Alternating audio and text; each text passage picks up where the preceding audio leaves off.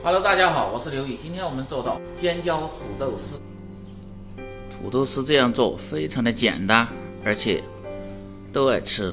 先来尝一口，非常的脆，就差米饭了。先把土豆削皮洗净，在准备切土豆丝之前，先用刀切一个平面，这样方便你在切土豆丝的时候更好切，土豆不容易滚。然后切成片儿，切得厚薄均匀，它才会受热均匀，吃着口感才好。稍微用手摁一下，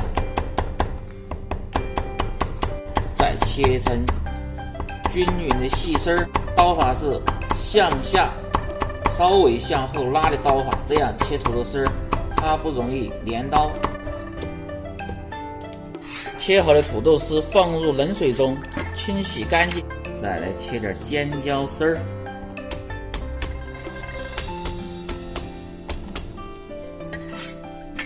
再切点红辣椒丝儿配个颜色，切成细丝儿，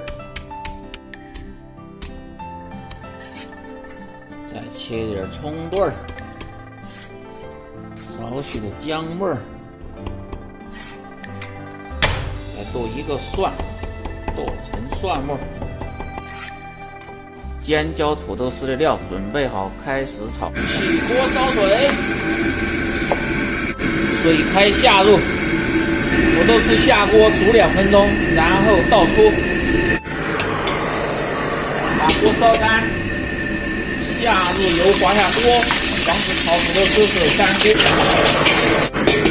然后下入葱油，油热先下入少许的花椒、辣椒、葱姜蒜炒香，然后下入青红辣椒丝炒香，下入土豆丝，翻炒均匀，端离火口，调味少许的盐、鸡精、味精，少许的白糖，放入少许的白醋，快速的翻炒，大火翻炒，好。